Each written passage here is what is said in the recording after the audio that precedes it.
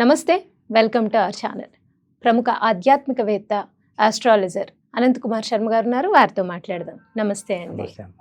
ఓం గం గణపతే నమః. అయితే మీరు వారాహి ఆరాధిస్తారు అని చెప్పారు, వారాహి అమ్మవారిని. అయితే ఈ మధ్య వింటుంది ఏంటంటే కొంతమంది ఉగ్ర దేవతలను ఆరాధించకూడదు అని చెప్తున్నారు, కొంతమంది ఆరాధించవచ్చు, అది సాత్విక పద్ధతిలో ఆరాధించవచ్చు, తప్పేమీ లేదు అంటున్నారు. అసలు వారాహి అమ్మవారిని ఎవరైనా ఆరాధించాలి అంటే దాని విధి విధానాలు ఎలా ఉంటాయి? అంటే టైమింగ్స్ కూడా నైట్ అని చెప్తారు కదండి, రాత్రి పలానా సమయానికి ఆరాధించాలి అంటారు. ఎటువంటి ప్రసాదం పెట్టాలి? అమ్మవారి ఫోటో పెట్టుకోవాలా? ఎన్ని రోజులు ఆరాధిస్తే ఒక కోరిక, ఒక సంకల్పం చెప్పుకుని ఎన్ని రోజులు కనుక ఆరాధిస్తే అమ్మవారు ఖచ్చితంగా కోరిక మనకి నెరవేరుస్తుంది అనేది, అంటే ధర్మబద్ధమైన కోరికలు మాత్రమే ఇక్కడ.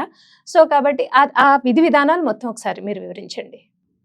అమ్మా, మీరు అడిగిన ప్రశ్నకి వారాహి అమ్మవారు చాలా పవర్ఫుల్.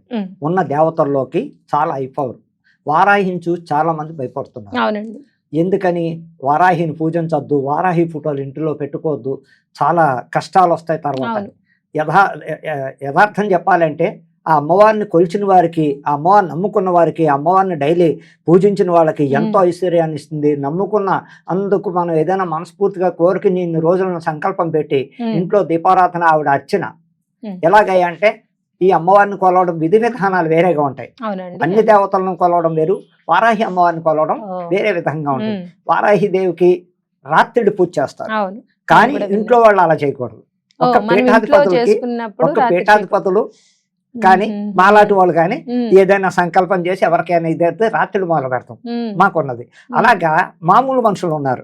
యథార్థం వాళ్ళు ఎప్పుడు చేయాలంటే, మామూలు వాళ్ళు ఎలా చెయ్యాలి అంటే అమ్మవారి కొలవడం పద్ధతి అసలు ఎలా వచ్చింది ఈ వారాహి అమ్మవారి అంటే అది మెయిన్ పార్ట్. పార్వతీదేవి సాక్షాత్తు వారాహిదేవి.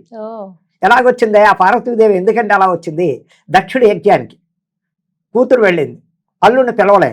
ఆ టైంలో ఉగ్ర రూపంలో శివుడు దక్షుడు యజ్ఞం దగ్గరికి వెళ్ళాడు, పిలిచాడు. ఎందుకు? నన్ను పిలవనప్పుడు నువ్వెందుకు వచ్చావని. అక్కడ మామ కొడుకులకి భయంకర, మామల్లుడు ఇద్దరికి భయంకరణ పోరాటం జరిగింది. ఆ కోపంలో ఈవిడ ఏదంటే ఈ శివుడు ఆగ్రహంతో ఆవిడని వధించాడు. ఆ వధించడంలో ఆవిడ 10 దుష్టశక్తి అవతారాల్లో 10 అవతారాలు ఎత్తింది. అక్కడక్కడక్కడ పడ్డాయి. కామాక్షి అనగా ధూమావతి, వజ్ర వైరోషిణి, షోడశాని, బగళాముఖి, తార, త్రిపురాంతక, త్రిపుర భైరవి, అలా అన్ని అవతారాల్లో అన్ని చోట్ల వెళ్ళి 10 చోట్ల 10 ప్లేసుల్లో పడింది. అలాగే అమ్మా, ఆ అవతారంలోంచి వచ్చిన ఆవిడే వారాహి. ఆ వారాహి శక్తిని తలుచుకోవడం వల్ల ఎంతో ప్రయోజనం, ధైర్యం, సాహసం, అనారోగ్యాలు లేకపోవడం, కుటుంబంలో చిక్కులు సమస్యలు ఉంటే దాన్ని చక్కగా పరిష్కరిస్తుందని ఖచ్చితంగా చెప్పడానికి అవకాశాలు ఉన్నాయి. ఇకపోతే పూజా పరిష్కారాలు ఎలాగండి అంటారు. ఇంట్లో తెల్లవారుజామున ఆడవాళ్ళు గురించి, మగవాళ్ళైనా ఆడవాళ్ళైనా తెల్లవారుజామున బ్రహ్మముహూర్తంలో 3:45 నుంచి 5:45 దాకా ఆ మధ్యలో చక్కగా లేచి గబగబా ఇల్లు ఊడ్చుకుని వాకట్లో నీళ్లు చిలకరించి చక్కగా వీళ్ళు స్నానం చేసి ఇంకా దైవమందానికి కావాల్సింది ఏంటంటే ఎర్రని పువ్వులు, గులాబీ పూలు, ఎర్ర పుష్పాలు తోటి, మందార పువ్వు, ఏదైనా ఎరుపు పువ్వులతోటి ఆవిడ దగ్గర పళ్ళు అన్నీ పెట్టుకోవడం, అన్నీ రెడీ చేసుకోవడం. పూజా సామాన్ 6-7 మధ్యలో అయిపోవాలి పూజ. ఉదయం 6-7 మధ్యలో ఇంట్లో చేసుకునే వాళ్ళు అంటే అప్పుడు ఫ్రెష్గా ఉంటాం, తినేయకుండా చక్కగా ఏది చేయకుండా. ఆఫ్టర్ ఆ పూజా అనంతరానికి కావాల్సినవి ఏమిటయ్యా అంటే ఈ మాత్రం అరిచేయంత ఫోటో, వారాహి ఫోటో, అంత మించి విగ్రహాలు పెట్టకూడదు. ఏదైనా సరే విగ్రహం అన్నది ఇంట్లో వారాహిని పెట్టకూడదు, అది కరెక్ట్ ఆన్సర్. తట్టుకోవడం కష్టం, ఫోటో మాత్రమే పెట్టుకోవాలి, అది కూడా చిన్న చిత్రపటం, అమ్మవారి చిత్రపటం అరిచేయంత పెట్టుకోవడం. ఆ వారాహి నామాల పుస్తకం ఉంటుంది, ఆ వారాహి నామాలు చదువుకుంటూ 108 నామాలు అక్కడ చక్కగా పువ్వులు అక్షతలు వేస్తూ చక్కగా చేసుకోవడం వల్ల ఆ వారాహి ఎంతో శక్తి, పవర్ఫుల్ శక్తి. ఆవిడ ఇచ్చే వరాలు ఎలాగయ్యా అంటే, ఇవాళ నేను ఇబ్బందుల్లో ఉన్నాను, మా అమ్మాయికి పెళ్ళి అవ్వట్లేదండి, చాలా కష్టాలు, ఎన్ని సంబంధాలు వచ్చినా అసలు దగ్గర దాకా వస్తున్నాయండి, వెళ్ళిపోతున్నాయి. అలాగే నా కొడుకు ఇంత వయసు వచ్చింది, బీటెక్ చేసాడండి, చదువుకున్న జాబులు లేవు, ఎంత ప్రయత్నాలు చేసినా మా కుటుంబంలో ఇబ్బందులు వస్తున్నాయి అన్నప్పుడు ఏం చేయాలి అంటే, విడవకుండా 41 రోజు ఇంట్లో, అంటే మధ్యలో 5 రోజులు అడ్డొచ్చిన ఆడవాళ్ళకి ఆ 5 రోజులు బ్రేక్ ఇచ్చి డేట్ కంటిన్యూ చేసేయాలి, కానీ మళ్ళీ మొదటి నుంచి రావక్కర్లేదు. అలా ఆ వారాహి అమ్మవారి వ్రతాన్ని 41 రోజు దీక్షగా నాన్ వెజ్ తినకూడదు.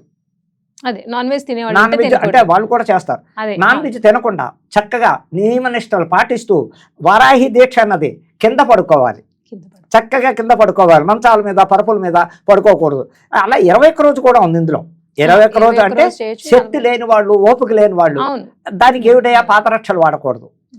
పాదరక్షలు వాడకుండా చక్కగా దీక్ష తీసుకుని ఎర్రని వస్త్రాలు, లేకపోతే కాషాయైనా పర్వాలేదు, ఎరుపు వస్త్రం ధరించడం వల్ల, ఎర్ర చీర కట్టుకోవడం వల్ల, మగవాళ్ళు అయితే ఎర్ర పంచి ఎర్ర కండువా వేసుకోవడం వల్ల ఆ శక్తి ఆ అమ్మవారికి ఎంతో ప్రీతైన ఆవిడని కొలవాలంటే దీక్షతో పాటు చెప్పులు వాడకుండా నేల మీదే పడుకోవాలి, ఒక పూటే భోజనం చేయాలి, రాత్రి పళ్ళు పలహారం, పగలేమో పళ్ళు పలహారాలు తీసుకోవాలి, రాత్రి భోజనం చేయొచ్చు ఉండలేని వాళ్ళు. అలా చేసుకోవడం వల్ల అమ్మని చక్కగా కొలిచి, అమ్మా నువ్వే మాకు దిక్కు, నా కూతురిని ఎన్ని రకాలుగా ఉన్నాను, నా కూతురికి మంచి వరుడు రావాలి, నా కూతురిని మంచిగా చూసిన అల్లుడు దొరికి మా కుటుంబం చల్లగా ఉండాలి, నా కూతురికి నీ దీక్ష ఈ లోపల నాకు నీకు మొదటి లోపల నా ఇంటి సంబంధం రావాలి అని మొక్కుకుని మనస్ఫూర్తిగా నిష్ఠాపత్తులతో అమ్మను ఎప్పుడోతో కొలిచాము తప్పకుండా వరం ఇస్తుంది, ఆ ఇంట్లో తప్పకుండా శుభకార్యం జరుగుతుందని నేను మనసావాచా కర్మణ పక్కా జరుగుతాయని నేను ఛాలెంజ్గా చెప్తున్నా తల్లి. అలాగే ఈవిడే దేశాలంపట మారుమోగిపోతోంది వారాహిదేవి. ఏమా దేశాల్లో మొట్టమొదటిసారిగా ఆంధ్ర రాష్ట్రం, తెలంగాణ రాష్ట్రంలో మొట్టమొదటిసారిగా వారాహిదేవి ఎక్కడయ్యా వచ్చిందంటే మన నాగోల్లో ఆర్కేపురం అని ఉంటుంది. ఆర్కేపురం రోడ్ నెంబర్ 4లో ఆదిపరాశక్తి ప్రత్యంగిరి వారాహి శక్తి అక్కడ ప్రారంభమైంది. ఇది ఈ అమ్మ ఈ ప్రత్యంగిరి వచ్చి 20 ఏళ్ళు అయింది. అక్కడ గుడి ఉందా అండి అమ్మవారి? చాలా పవర్ఫుల్ అమ్మ. ఆ గుడికి వేల మంది వస్తారు తల్లి, వేల మంది వచ్చి రాహుకాలాల్లో కానీ అమావాస్య పుణ్యాలకు కానీ హోమాలు చేయించుకుంటారు. ఎక్కడెక్కడి నుంచో ఆ గుడి ఇసకేస్తే రాలకుండా ఉంటారు జనం. అంత ఐ పవర్. బోర్ల నుంచి వచ్చే బుక్ చేసుకుని వచ్చి వాళ్ళు వేల మంది వస్తారు అమ్మవారి గుడికి. మినిస్టర్ల దగ్గర నుంచి, సినిమా వాళ్ళ దగ్గర నుంచి తెల్లవారుజామున వచ్చి చేయించుకుని వెళ్ళిపోయే వాళ్ళు కూడా ఎంతో మంది ఉన్నారు. ఆ వారాహి అంటే ఇది ఎప్పటి నుంచి అయ్యా వెలుగులోకి వచ్చింది ఈ వారాహి అమ్మవారు అంటే 3 సంవత్సరాల నుంచి పెరిగిపోయిందమ్మ. భారతదేశం అంతటా వారాహి అనే నామస్మరణ చేసుకుంటూ కొలిది ఆవిడ నామస్మరణ ఎక్కువడంలో ఎక్కడి నుంచో భక్తులు రావడం, ఆ తల్లికి మొక్కుకుని అక్కడ హోమం చేయించుకుని ఇది సక్సెస్ అవుతే నేను నమ్మకంగా మనసులో పెట్టుకున్నది నా కోరిక నెరవేరితే తల్లి నీకు తప్పకుండా చీర, బట్ట, గాజులు, పసుపు, కుంకుమ ఇచ్చి మళ్ళా నీ చేత నేను హోమం చేయించుకుంటా, నా కోరిక మన్నించన్నా కూడా సక్సెస్ అయిన వాళ్ళు వేల మంది ఉన్నారు. అంతే అంత పవర్ అమ్మా అని చెప్పడానికి ఆస్కారం ఉంది. వారాహిని నమ్ముకున్న వాళ్ళు కానీ ఎవరెవరో ఎన్నో చెప్తున్నారు వారాహి పూజలు చెయ్యకండి, వారాహిని ఇచ్చేయండి, ఆవిడ ఆదిపరాశక్తి ఉగ్రరూపం ఏ అమ్మవారు కాదు అని అడుగుతున్నాను నేను. ఉగ్రరూపం ఏ అమ్మవారు కాదమ్మా, దుర్గాదేవి ఉగ్రరూపం కదా, ఆదిపరాశక్తి కదా, ధూమావతి ఉగ్రరూపం కదా, కాళీమాత ఉగ్రరూపం కదా, చాముండి లలిత పరమేశ్వరి ఉగ్రరూపం కదా. అదే చెప్తున్నాను, అమ్మవార్లు ఏ అమ్మవారైనా, ఏ పార్వతీదేవి శాంత స్వరూపిన, పార్వతీదేవి ఈ సృష్టికర్త.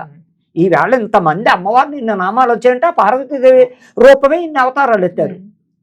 దశమహావిద్యల్లో తాంత్రికాలు ఇవన్నీ, ఇవి తాంత్రికాలమ్మ ఈ అమ్మవార్లంతా.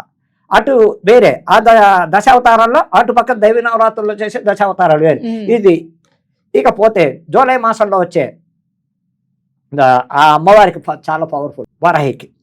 అప్పుడు మొదలు పెడతారు అమ్మవారి నవరాత్రులు. ఎంత బాగుంటుంది ఆషాఢంలో, ఎంత పవర్గా చేస్తారమ్మా, చాలా బాగా చేస్తారు. మొత్తం 15 రోజులు. ఈ మధ్య అయితే మరీ ప్రాచుర్యంలోకి వచ్చింది కాబట్టి చాలా చక్కగా గుప్త నవరాత్రులు అంటారు. గుప్త నవరాత్రులు, వారాహి గుప్త నవరాత్రులని ఆషాఢ మాసంలో వీళ్ళు ఎలా చేస్తారో తెలంగాణలో ఈ అమ్మవార్లకి వీళ్ళు, అలాగే మన సాంప్రదాయ ప్రకారంగా చూసుకుంటే వారాహి గుప్త నవరాత్రులు అమ్మ ఇంకా ఆవిడ్ని ఆ 15 రోజులు నిష్ఠాభక్తులతో పూజించిన వాళ్ళకి కానీ, ఆ అమ్మని దర్శించిన వాళ్ళకి కానీ, లేదు గుడికి వెళ్ళలేవండి అంత దూరం మాకు ఓపిక లేదు మేము ఇంట్లో చేసుకుంటామంటే నేను చెప్పిన విధంగా ఆవిడకి ఇష్టమైన నివేదన ఏమిటయ్యా అంటే ఫస్ట్ పులిహార. ఏ అమ్మవారికైనా ఫస్ట్ పులిహార పెట్టాలి మనం. పులిహార తర్వాత మన ఇష్టం వచ్చిన రోజు ప్రసాదంగా పులిహార ఫస్ట్ 21 రోజు చేయండి, ఫస్ట్ పులిహార, తర్వాత పూర్ణాలు పెట్టండి, క్షీరాన్నం పెట్టండి, మీ ఇష్టం పళ్ళు కాయలు ఎన్ని రకాలు పెడతారో పెట్టుకోండి. ఒకవేళ ప్రసాదాలు పెట్టలేం బిజీ లైఫ్ లో అనుకున్న వాళ్ళు చక్కగా పళ్ళు పెట్టి కూడా చేసుకోవచ్చు, చక్కగా ఉండొచ్చు. కానీ ఆవిడకి ఏంటంటే ఫస్ట్ పులిహోర బలి అంటాం, బలిదానం అని.